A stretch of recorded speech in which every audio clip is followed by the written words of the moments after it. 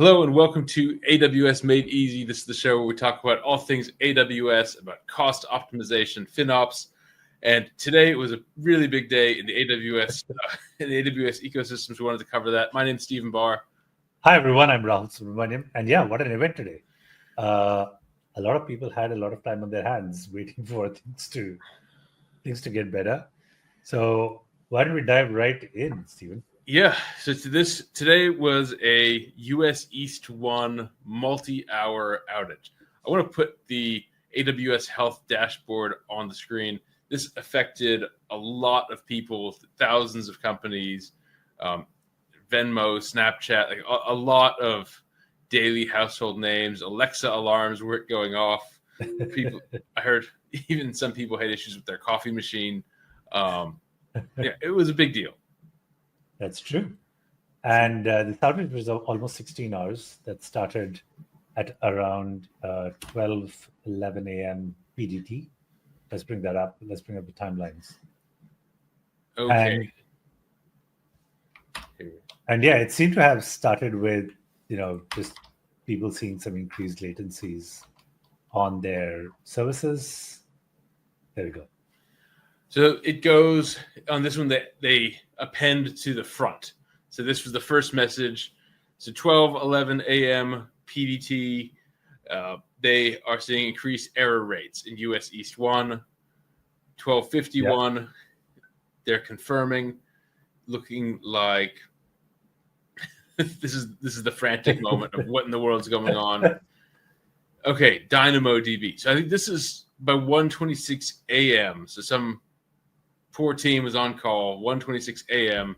They're figuring out what's going on. And I think at this point they realize it's DynamoDB not having DNS resolution. Right. Let's see, 2:01 a.m. So 2 hours later, they have a root cause for the error rates. DynamoDB is related to DNS resolution of the DynamoDB API endpoint in US East 1. And then this started to begin to affect other services in US East 1 because DynamoDB is one of those foundational services. So Dynamo, S3, Lambda, a lot of other stuff is built on top of that. A lot of services internally store their state within DynamoDB. This caused higher level services to start failing as well. Correct. We had services from Amplify to Lambda to a bunch of others that actually started failing. And it had a cascading effect. If one of the, I think DynamoDB, DNS, load balancers, these are kind of services that are used extensively across the AWS ecosystem, as well as for higher order services. And when those go down, you start seeing a cascading effect happen. Yeah, I think it's this kind of avalanche failure where one of them will cause another thing to fail and then another thing to fail. The SQS queues and all of the topics start piling up, lots of messages to process. And at some point you couldn't create new EC2 instances. The EC2 instances that were there were up, but you couldn't make new ones. And so a lot of loads end up stopping and creating new instances frequently. And so as these EC2 instances would get polluted, basically, you wouldn't be able to use them. So 3:15 a.m. Let's see, they're seeing recovery by 2:27 a.m. But then what are we seeing? Okay, fixing DNS 3:35 a.m. But dealing with all of the backlog of events like CloudTrail and Lambda. But it actually continued on for quite a while later. So this is the Lambda event source mappings for SQS. This wasn't fully resolved for basically the whole day. I think it's also a factor of some of the DNS, like if your TTLs that are set could be fairly high on a bunch of DNS servers. So when you make changes or whatever, the propagation itself could take 24 to 48 hours across the server. So I think there's so many factors with DNS that could potentially have led to it. I think one of the other things that I read on one of the forums was that usually when they have to bring up an entire service across an entire region en masse, like all of a sudden, then just the sheer load of everything happening at once is too much for the system to handle. So they almost have to kind of start launching it lowly, or throttle it till they can get to full capacity. So I think this has been probably one of the longest outages that I've seen at AWS in a while. 16 hours. Do you recollect the last time something as severe as this happened?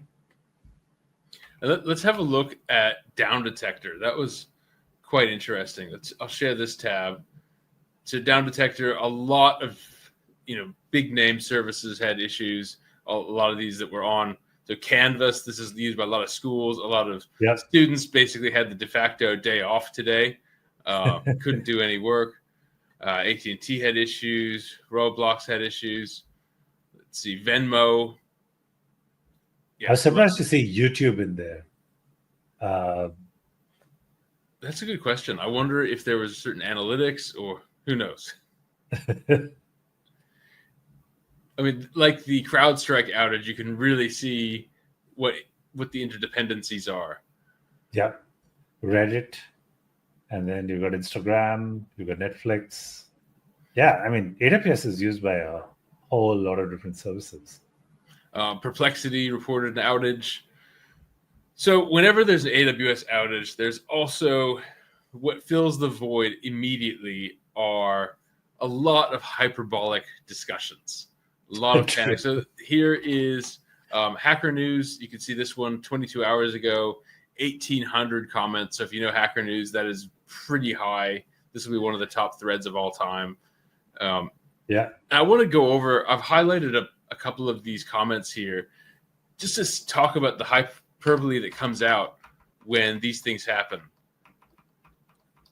And the thread has been constantly growing, so it'll take me a little while to find it. 1 second here. Let's see.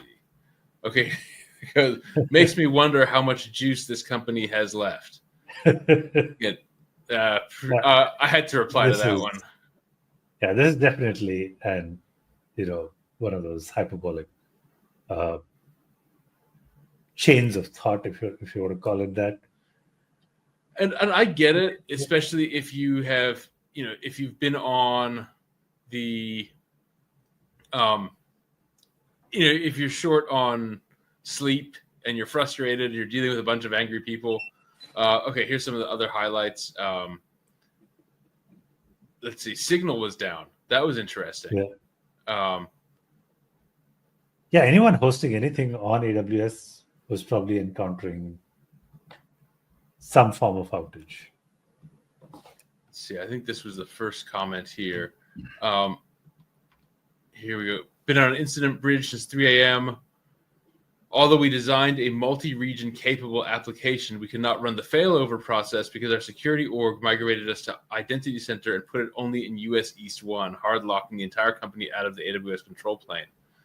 By the time we got in the root credentials out of the vault, things were coming back up. So that's a good reminder, right? You want to think about your dependencies if you need a multi-region application. Let's see what other highlights are in here. This was an interesting point here. I want to see what you thought of. What good is jumping through all the extraordinary hoops to be multi-cloud if Docker, Netlify, Stripe, Intercom, NPM all go down with US East 1? That's actually a really good question. Yeah. Right? So I actually think that you have to be very pragmatic about what your risk mitigation strategy is and what, how much are you willing to handle? I mean, like everything in business, everything is a risk and there are trade-offs that you make, right? If you really, really want to mitigate the risk of nothing ever going down, again, I'm not even sure if that's possible. You can just improve the probability of at least one set of services continuing to work. It just comes at a cost, and that trade-off is something that every organization has to make. If these events are extraordinarily rare, happens only once. I mean, I think the last time I remember something as big as this happened was maybe a couple of years ago, and that was for a few hours as well. So a few hours every couple of years. I'm not sure if it mandates or if it warrants the creation of and the costs of an entire extra region or regions for that matter with redundancy at every level, whether it be your repositories, your source code, all of that stuff. I mean, for most of us, our repositories sit in GitHub, which is on the Microsoft or probably the Azure, servers over there. How do you ensure that when you're working on redundancy, everything, including all the different cloud providers, all of them are going to be working? Are you going to create that level of redundancy for everything from your Git repositories to your libraries to everything else? I think that's a little bit of an overkill. I am not sure it is warranted in every scenario. Now, if there was a system that was building life support, if your system was the life support system for a hospital or something like that, sure, I can understand the need for a massive amounts of redundancy, and you'd probably make a different set of decisions. You'd probably not be in the cloud. You'd have something local at the edge that provides a certain amount of redundancy or ability to work independently, even if the cloud or the internet or everything else dies. But if you were 90% of the other services or systems out there, I'm not sure that the trade-off is worth it. Yeah, there's people who are asking. Well, we'll go into some of the posts. Like, here's one: is buying a server rack and running it at home subject to more downtimes in a year than this? Has anyone done an actual SLA analysis? Yeah, I'm pretty sure they have. I'm pretty sure it is. Like, how do you prevent your kid from turning off the power just because? Yeah. My dog could chew on something and take out the network. Yeah. There's so many. You could have a storm, and like right now we're having insane rains, and the power could go out at any point of time, and no matter what redundancy they set up, things do stop working every now and then. Yeah, I've racked a lot of servers I'm sure you have too. Yes.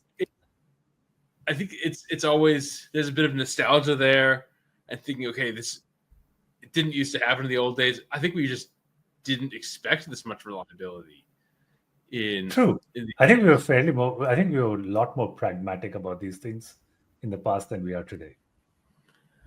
Well, let's have a look at some of the popular media articles that were discussed about this, because I think it's important to see the tone in which these are discussed. So this is interesting.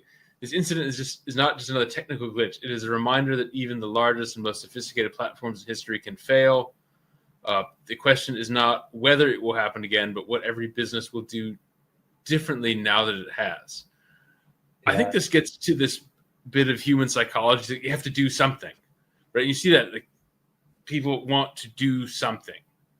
Correct. But maybe that it takes some maturity to say, okay, the best thing to do right now is just wait.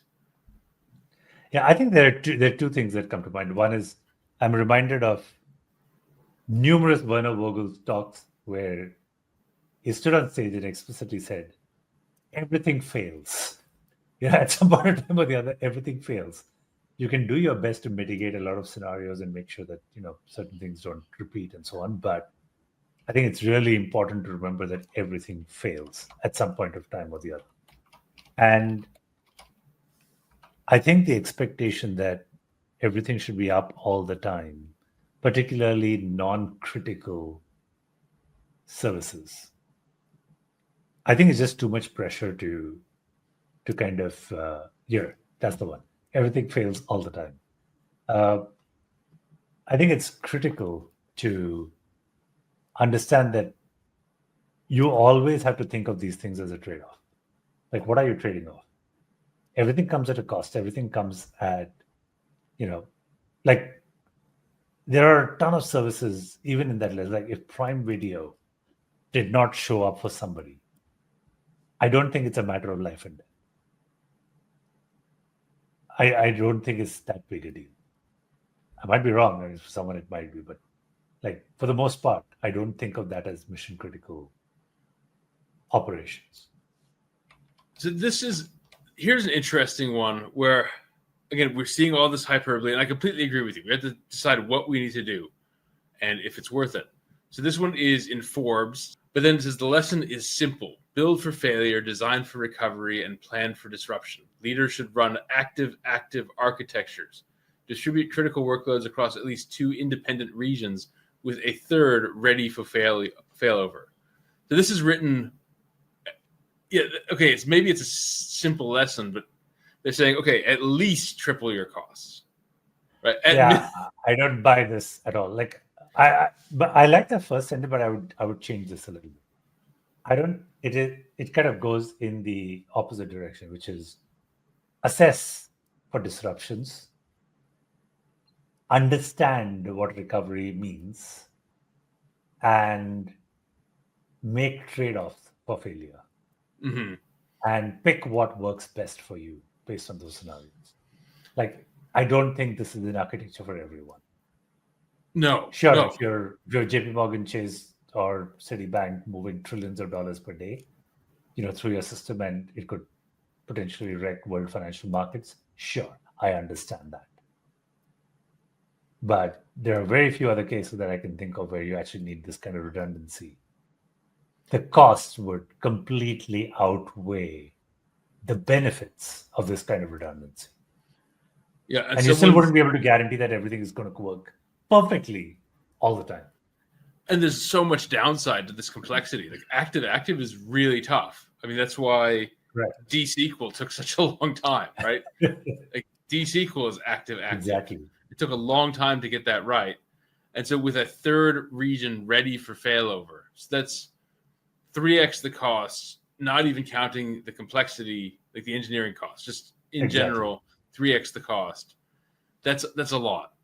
I mean, yeah, that's really too much. Yeah. And I don't think most people actually need it. So I think sometimes it's good to go back to, imagine yourself 10 years earlier or, 15 years ago. These things were fairly common and you did just fine. And it's okay if there's one day where, some of the services are down for a bit. Relax. The trade-offs and the alternatives. I think, like you said earlier, I don't think you need to act on every event all the time. What do you do when you have a massive snowstorm? You don't go and fight nature, right? You don't go build the next, barrier or mountain to try and prevent a storm from entering wherever you live. You don't, right? Or you don't build a massive wall to prevent a snowstorm the next year that's going to happen. You're just like, okay, this happens once a year. I think I'm reminded of Dubai, the city, which actually took a very pragmatic approach to this. It rains in Dubai once or maybe once or twice a year, right? It's like 2 days of rain. Dubai has no drainage. Okay, it literally has no drainage built because it's a desert. It's a desert. If you built drains, the drains through the year through all the sandstorms and stuff would probably get clogged with sand. So take a pragmatic approach and say, okay, it's not worth constructing an entire drainage system to handle the 1 or 2 days of rain that you get. The costs are just prohibitive to do this in the desert and then keep it clean and do all of that other stuff, right? And it's going to get hot again, and that water is going to evaporate, right? Exactly. It's not like it's finally in Dubai, typically in a day, all that water just completely disappears. And their pragmatic approach is, okay, if there's waterlogging anywhere, we just bring in trucks, we'll pump all the water into these tanks and take them away. Right? So I love that pragmatic approach to these things where you look at what the risks are, you look at the risk reward to building these kind of redundancies and mitigation strategies, and you pick the one that is best suited to your situation. Be pragmatic about it.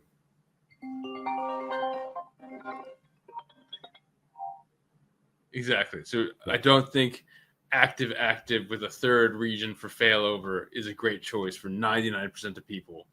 And Correct. If you were a CTO reading this, like, don't just run there and tell your team, go ahead and do this, right? That would really think about how much that's going to cost in terms of complexity and all of that. And here's another kind of article that I think is showing some of the hyperbole. AWS has outages. The world feels it. They have some good advice, but then part of this is saying true resilience means multi-cloud hybrid architectures, independent failovers, and most importantly, a mindset that treats cloud providers as complex ecosystems of software, hardware, and people. Mm-hmm. Again, I think that's a lot of fluff that discounts how complicated it is to actually get all that to work. Correct. I mean, just getting your desktop, which is probably the simplest unit that you need to manage, making sure that that is up all the time and ensure that there are no failures of any kind itself is so hard. Imagine a massive service that you're running. There are so many dependencies. I think people trivialize how complex all of this stuff is. And the cost associated with all of this is also insanely high. I think you need to be more pragmatic about these things. You have to understand the trade-offs and take action. If you were to use a multi-cloud architecture, so like how does this work at the database level? Right. So are you doing active database mirroring from RDS to its GCP equivalent? Right. That would be really tricky. I mean, just think about the problem of a load balancer for a database. A load balancer for an active database is a non-trivial engineering challenge. And I don't think most organizations or, IT departments ever want to get into that area. Yeah, I completely agree. So I think we're going to see a lot of this kind of thing, and this discussions have to be tempered. I'll show you what I put on LinkedIn. I think this is my solution is get a yellow notepad and a pen and just start writing about all of the risks to your business. And you're going to find out that AWS going down is not going to be that high on the list of things you need to address right now. Yeah, correct. I think I agree that we jump on the biggest fire at that particular minute, but take a step back and think of the last year, or think of the year ahead. What are the big, imagine that AWS went down for one day in that entire year. Is that really the most important risk to your business? And for most, I would say that wouldn't be there. Yeah, if you spent the resources instead of doing a multi-cloud re-engineering, just spent those resources in getting more customers and keeping the customers that you do have, that's probably going to be a better ROI in the long run. Agreed. And you can solve the other issues later. And I put it as in, like, I need to have a car as an example. And right now I'm not in the point in my life where I have a chauffeur on standby just in case my car breaks down. That'd be cool if my time was worth that much, but it's just not. And I don't think most people are in that position. Right? There's the story that Mark Cuban keeps his jet engine spinning because if he decides to go somewhere, it's not worth his couple minutes to let them warm up. But almost nobody is in that position. That's true. So write about the risks to your businesses, probabilities of them coming true, how much it costs to mitigate the risk, and then go after the one with the best ROI. So that was my advice. This one's an interesting one. Our friend Corey Quinn, he had a huge LinkedIn post on this. He said, half the internet's on fire. Engineers haven't slept in 18 hours. And every self-styled resilience thought leader is already posting, this is why you need multi-cloud powered by our patented observability synergy platform. Shut up, Greg. Your SaaS product doesn't fix DNS. You're simply adding another dashboard to watch the world burn in higher definition. If your first reaction to a widespread outage is time to drive engagement, you're working in tragedy tourism. Bet your kids are super proud. Meanwhile, the real heroes are the SREs duct taping Route 53 with pure caffeine and spite. He got 5,000 reactions, 220 reposts, 250 plus comments. This is a good discussion that's well worth reading. And really enjoy Corey's commentary on this. I agree, right? I agree 100%. Take a step back, just relax, figure out whether this trade-off whether you made all the right trade-offs or not, and take action where appropriate. Also remember, I think one thing we forget is when it comes to organizations with the discipline of really analyzing the root cause of a problem and doing their very best to ensure that problem doesn't happen again, I would put Amazon as one of the foremost organizations on the planet.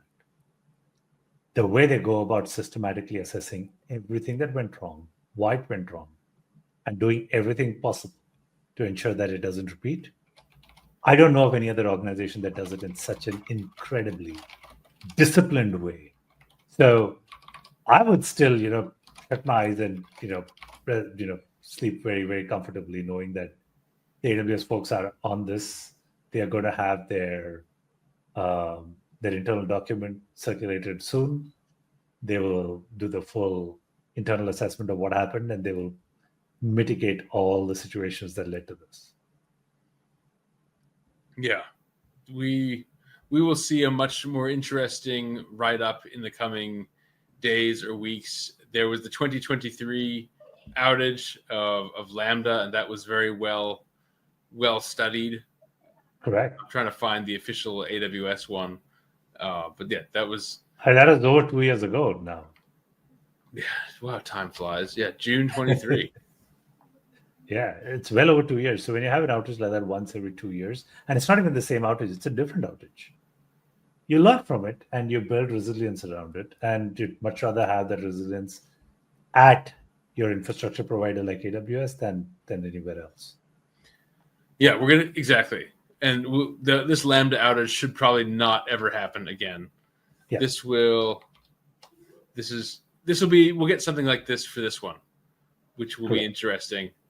Yeah, and it's nice. It's reassuring that they understand what's going on, and just like those days of old, like these systems are too complex for any one person to understand. Like I remember 25 years ago when I was a teenager working at a web hosting company, like I understood the entire stack, top to bottom, every line.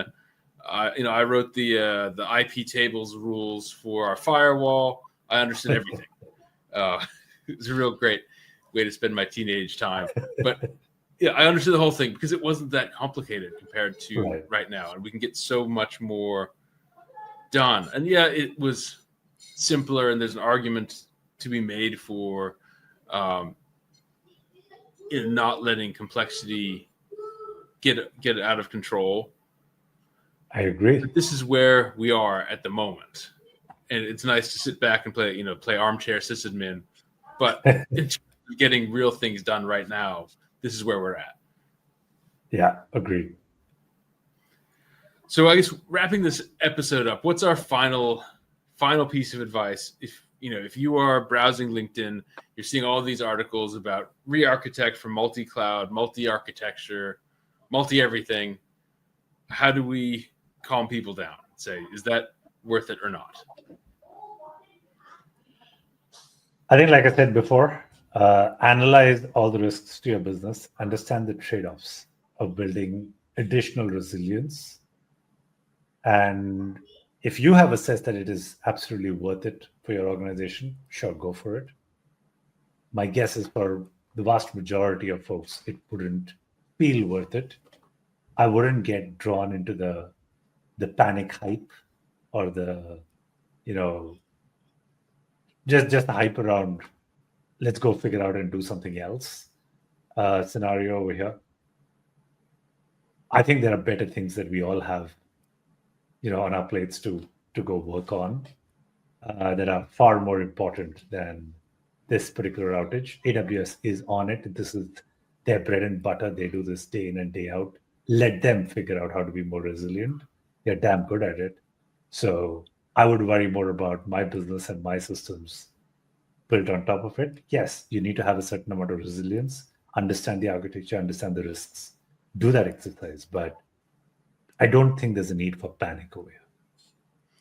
Yeah, I agree. And I think that some of the wording obscures some of the truth of it, right? This isn't like buying a backup car in case your primary car goes down and you just move over and drive the new one. That's not how this works, right? There's a real cost to maintaining this and keeping it working, engineering complexity, finding engineers who know all the hyperscalers well enough to understand, okay, how do we engineer for a common denominator, and how do we deal with the interaction of all of these systems? Correct. I mean, just one thing that people don't realize is that when you have these multiple systems or you build all these extra resiliencies, the number of variables that can go awry increase exponentially. And that means that your probability of failure actually increases significantly unless you've got absolutely everything right.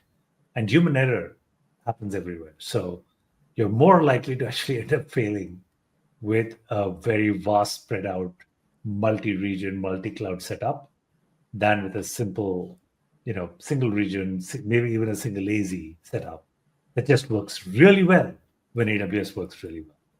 Your net uptime is probably going to be far better. Yeah, you get what's called the curse of dimensionality, right? Because you multiply all the variables on all your axes, and it just blows up. So unless you are a government or a hospital or a payment processor or a bank, you probably just can't throw the amount of money that it takes at this problem. Yeah.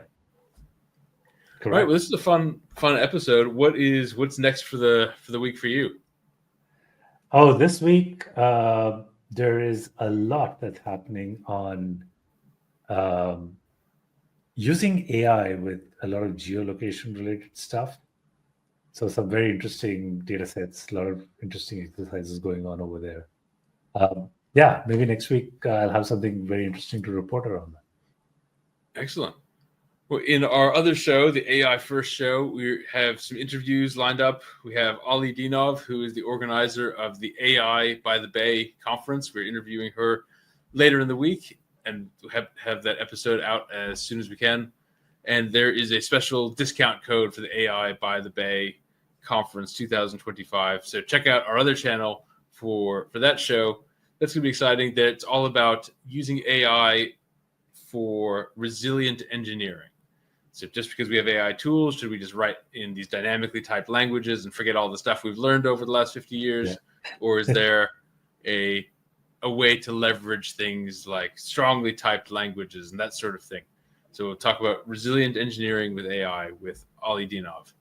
So have a look for that one. It's been a good week otherwise. All right. Perfect. Well, have a good day, everyone, and we'll see you on the next one. Bye.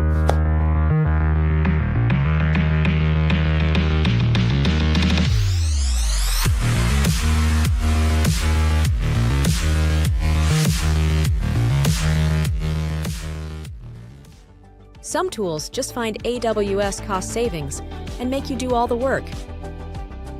Visualizing cost opportunities is great, but that's not enough. CloudFix, on the other hand, actually delivers those savings for you. And you don't need to worry, because CloudFix uses AWS recommended savings techniques. It fixes, not just finds. It's the easiest way to save money on AWS. It's 100% automatic and risk-free. And the best part of all, it works non-stop. Stop overspending on AWS and click on the link to start saving now.